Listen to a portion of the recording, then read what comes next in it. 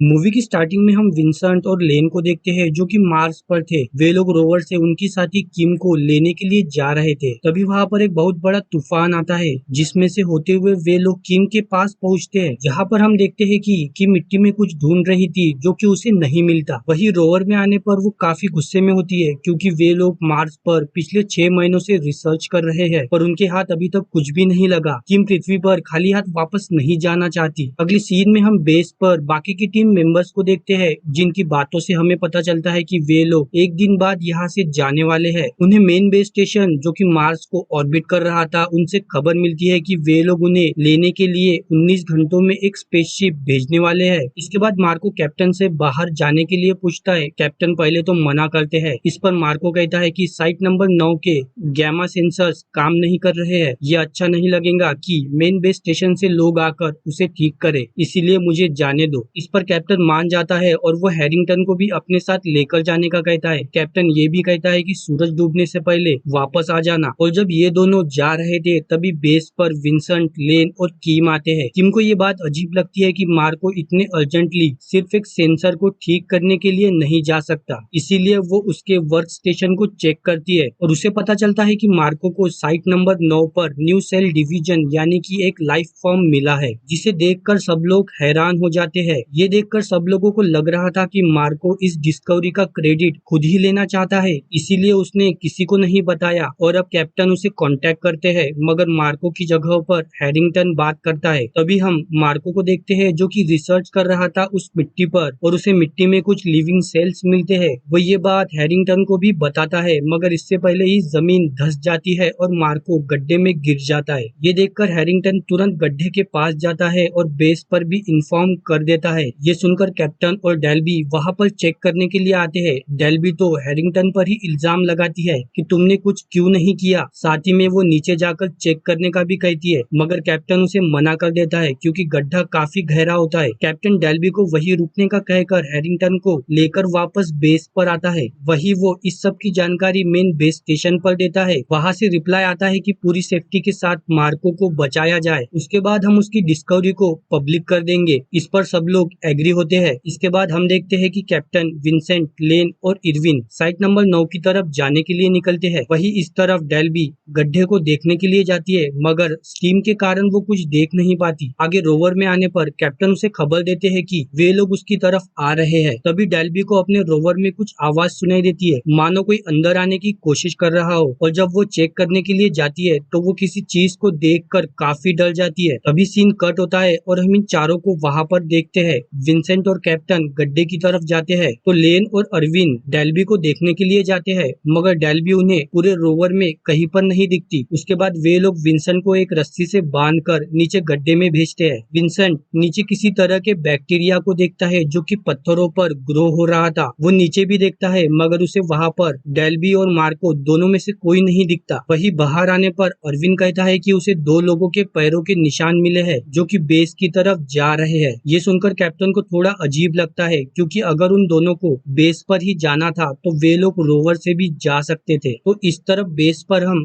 Harrington और किम को देखते हैं। उन्हें सिस्टम पर अलर्ट मिलता है कि 2 लोग चलकर बेस की तरफ आ रहे हैं। ये बात किम को ज्यादा अजीब लगती है। वही हैरिंगटन एयरलॉक को ओपन करने के लिए जाता है और वो जैसे ही एयरलॉक को ओपन करता है मार्को जख्मी हालत में अंदर आता है। हैरिंगटन उसका हेलमेट निकालता है तो वो मार्को के चेहरे को देखकर काफी डर जाता है क्योंकि वो पूरा काला हो गया था, एक ज़ॉम्बी की तरह दिख रहा था। आगे मार्को हैरिंगटन पर एक ड्रिलिंग मशीन से हमला कर देता है मगर वो किसी तरह से बचकर अलर्ट अलार्म को बजा देता है, जिसे सुनकर किम बाहर आती है। तभी डॉल्बी भी जो ज़ॉम्बी बन गई थी वो अंदर आती है और अब वो किम को मारने के लिए उसके पीछे जाती है। किम किसी तरह से उनसे बचते हुए उन दोनों के एक रूम में लॉक कर देती है। उतने में ही बाहर कैप्टन और सभी लोग आ गए थे। कैप्टन बाकियों को बाहर रुकने का बोलकर खुद अंदर जाते हैं। उन्हें अंदर चारों तरफ खून ही खून दिखता है। थोड़ी देर बाद कैप्टन किम के पास पहुंच जाते हैं। वो मार्को और डॉल्बी को देखकर हैरान थे। कैप्टन किम को एयरलॉक से बाहर जाने का बोलते हैं। किम तो एयरलॉक से बाहर आ जाती है पर जब कैप्टन बाहर आ रहे थे तभी मार्को उन पर वार कर देता है जिसके कारण उनका खून निकल रहा था। कैप्टन और किम की बात पर कोई विश्वास नहीं कर रहा था, इसीलिए वे लोग एयरलॉक के डोर से अंदर देखते हैं। वो मार्को को ऐसी हालत में देखकर काफी डर जाते हैं। आगे सब लोग कैप्टन को एक दूसरे डोम में लेकर निकल जाते हैं, जहाँ पर लेन कैप्टन का इलाज करने लगती है। और जब अरविंद कैप्टन को पानी पिला रहा था,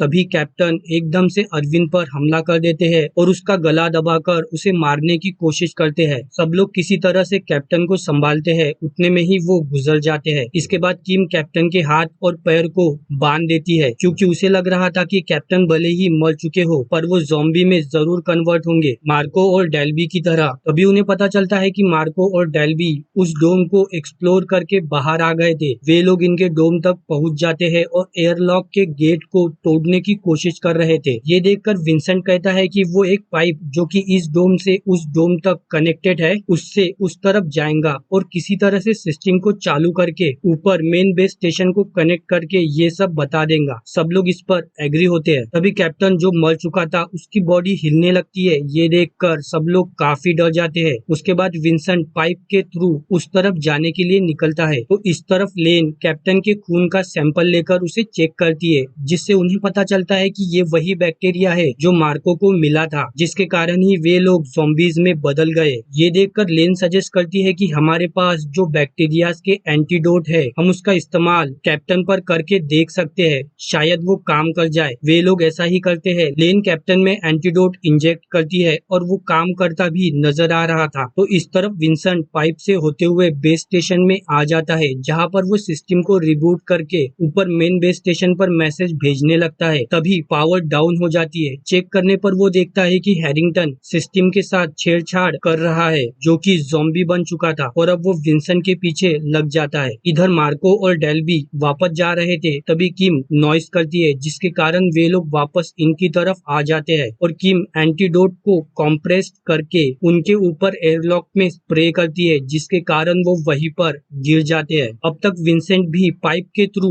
इस तरफ आ जाता है, जिसका पीछा करते हुए हैरिंगटन भी आता है। तभी किम हैरिंगटन का ध्यान अपनी तरफ करके विंसेंट और लेन को बाहर जाने का कहती है। ये सब अरविंद देख रहा था। वो किम को बचाने की बजाय उसे हैरिंगटन के साथ रूम में लॉक कर देती है, जिसके कारण अब किम मारी जाती है। और जब विंसेंट, अरविंद और लेन एयरलॉक से बाहर जा रहे थे, तभी मार्को लेन को जख्मी कर देता है, मगर फिर भी तीनों भी किसी तरह से रोवर लेकर वहां से निकल जाते हैं। रास्ते में अरविंद कहता है कि रोवर में इतनी पावर ही नहीं है कि वो हमें लैंडिंग साइट तक पहुंचा सके, इसीलिए वो सजेस्ट करता है कि हम साइट नंबर 9 पर जाएंगे, जहां पर रोवर 2 अभी भी खड़ा होगा, जिसमें काफी पावर होंगी। साथ ही में उन्हें पता चलता है कि ज़ॉम्बीज उनका पीछा कर रहे हैं, इसीलिए वे लोग तुरंत साइट नंबर 9 की तरफ जाने के लिए निकलते हैं। जहां पहुंचकर रोवर 2 लाने के लिए पहले तो विंसेंट जाने वाला था, पर अरविंद कहता है कि मुझे भी कुछ काम करने दो, इसीलिए मैं जाऊंगा। इस पर दोनों भी एग्री होते हैं और जैसे ही वो रोवर में पहुंचता है, वो विंसेंट को कहता है कि लेन इन्फेक्टेड है,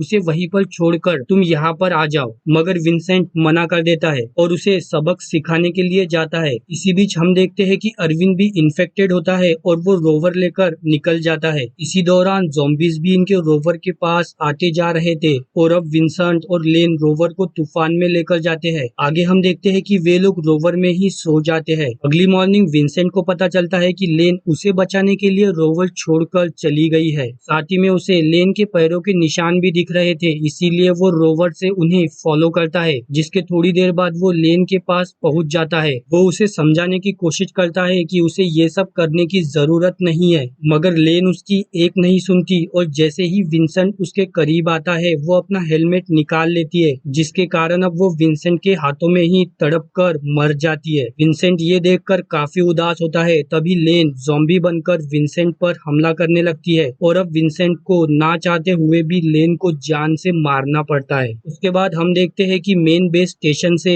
एक शिप इन्हें लेने के लिए निकलती है, जिसे विंसेंट भी देख लेता है और वो लैंडिंग साइट की तरफ जाने के लिए निकलता है। तभी विंसेंट देखता है कि शिप जहाँ पर लैंड हुई है उस तरफ ज़ॉम्बीज भी जा रहे हैं। ये देखकर वो शिप के मेंबर से कांटेक्ट करने की कोशिश करता है, मगर किसी कारण से उसकी आवाज उन तक नहीं पहुंच रही थी। तभी हम अरविंद को रोवर के साथ उस तरफ जाते हुए देखते हैं। आगे हम उस शिप के क्रू मेंबर्स की ट्रांसमिशन सुन पाते हैं, जिसमें 2 लोग थे और वे लोग ज़ॉम्बीज को आते हुए देख उन्हें टीम मेंबर्स समझ रहे थे, इसीलिए वो अपने शिप का डोर ओपन करते हैं। उसके बाद हम उन दोनों की सिर्फ चीखें ही सुन पाते हैं। साथ ही में ये सब विंसेंट भी सुन रहा था। इसके बाद जब विंसेंट वहां पर जाता है, तो वो उन दोनों क्रू मेंबर्स को मरा हुआ देखता है। वो ये भी देखता है कि एक ज़ॉम्बी किसी को खा रहा था। आगे वो मार्को को देखता है जो सबसे पहले ज़ॉम्बी बना था। उसकी हालत काफी बुरी हो रखी थी, बॉडी में सिर्फ हड्डियां ही बची थी। उसके बाद वो शिप में जाता है जहाँ पर थोड़ी देर बाद वो कैबिन में अरविंद को देखता है जो धीरे धीरे ज़ॉम्बी में बदल रहा था।